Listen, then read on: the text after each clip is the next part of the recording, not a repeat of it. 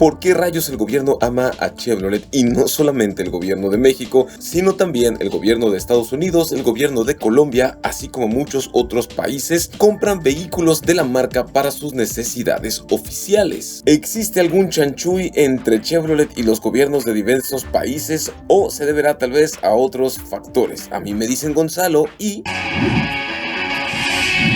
Para empezar, vamos a partir de las cosas que sabemos y estamos 100% seguros. La realidad es que el gobierno en general, ya sea el del gobierno de México o gobierno de los Estados Unidos o de cualquier otro país con una democracia más o menos funcional, hacen comparativas de las opciones que tienen disponibles para comprar un vehículo oficial. Y al final, debido a que el gobierno termina eligiendo los vehículos de Chevrolet, podemos derivar que por lo menos las características, el equipamiento y el precio, así como financiamiento, si es que aplica, de Chevrolet responden de mejor manera a las necesidades específicas del gobierno. Ahora, en México, el proceso para que el gobierno compre un vehículo oficial, por lo menos con Chevrolet, es idéntico al proceso de cualquier empresa, y esto se hace a través de un distribuidor o una agencia específica a las cuales se les ofrece el precio de flotillas y el gobierno lo compra como si el gobierno fuera una empresa normal. Estas condiciones de compra son idénticas y aplicables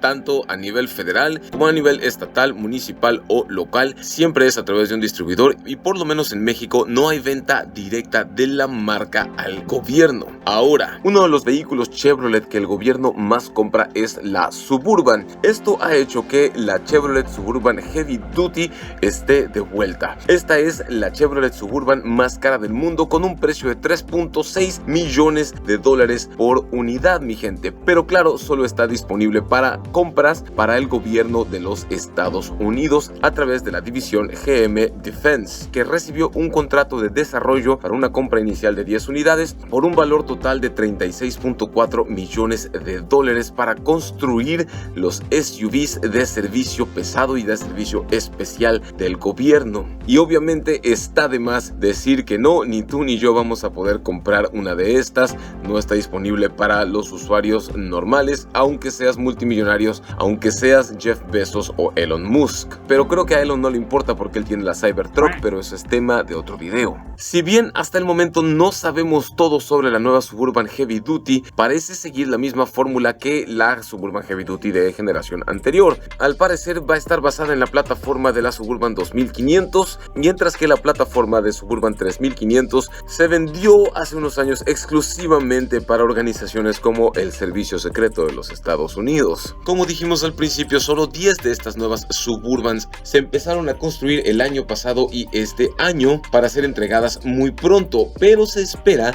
que se compren más adelante hasta 200 unidades nuevas de Suburbans Heavy Duty para el gobierno de los Estados Unidos cada año durante los próximos 9 años. Una nueva plataforma de carrocería sobre un bastidor en H especial y una suspensión más resistente serán clave para aumentar la robustez y la capacidad de carga útil del vehículo, aunque GM o General Motors dice que la carrocería, el exterior, la propulsión, el interior y los frenos estarán compuestos por piezas listas para usar, entiéndase piezas que utilizan en sus vehículos generales. Otra cosa que la marca y el gobierno están manteniendo en secreto son las especificaciones detalladas. Sin embargo, aunque no está claro qué tren motriz podría utilizar la nueva Suburban Heavy Duty, nosotros pensamos que el V8 de 5.3 litros más pequeño parece ser poco probable para un vehículo tan grande y tan pesado como va a ser la Suburban Heavy Duty, porque seamos francos, este va a ser un auto blindado, un vehículo blindado. Eso solamente nos deja disponibles al V8 de 6.2 litros y el Duramax de 3.0 litros, aunque yo podría apostar mi cabellera por el primero, dada su relativa simplicidad, su máxima potencia y su robusta construcción, además de que es más barato de mantener a mediano y largo plazo. El V8 de gasolina más grande debería de ser lo suficientemente potente como para cargar con los vehículos blindados con sus 420 caballos de potencia y 460 libras-pie de torque. Sin embargo, podría también apostar máscara contra cabellera que seguramente los motores van a estar tocados o modificados para ser todavía más potentes que eso, aunque el público en general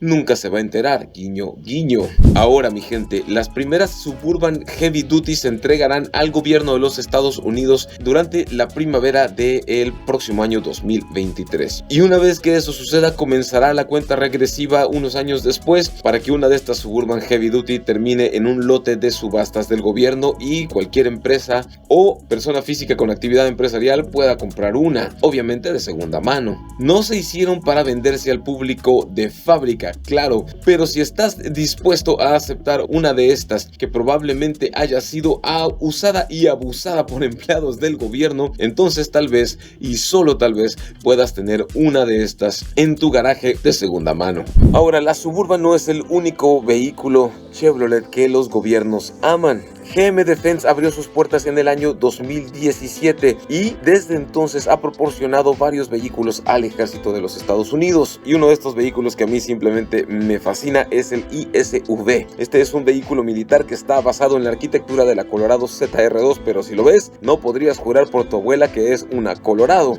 El contrato de compra de las primeras unidades del ISV valía unos jugosos $214 millones, por lo que no es de extrañar que General Motors quiera seguir obteniendo contratos gubernamentales para impulsar su negocio. Este gran fabricante de vehículos de Detroit está listo para entregar por lo menos 649 vehículos ISV, y el objetivo del ejército es una eventual adquisición de un total de 2.065 vehículos ISV. Con un peso de 5.000 libras o 2.260 kilos, el ISV expedicionario es lo suficientemente liviano como para cargarlo con una eslinga desde un helicóptero UH-60 Black Hawk y lo suficientemente compacto como para caber dentro de un helicóptero Chinook CH-47 para transportarlo por el aire. El vehículo también cuenta con un ágil sistema de protección contra vuelcos para brindar protección de baja masa y espacio y resistencia para hasta 9 ocupantes. El ISV cuenta con 11 configuraciones distintas de suspensión y chasis que forman parte de la cartera de piezas de carreras todoterreno de Chevrolet Performance ZR2. Esto para ofrecer una capacidad todoterreno amplificada al mismo tiempo que demuestra la capacidad de GM Defense de ir más allá del mercado comercial para ofrecer la mejor solución a sus clientes,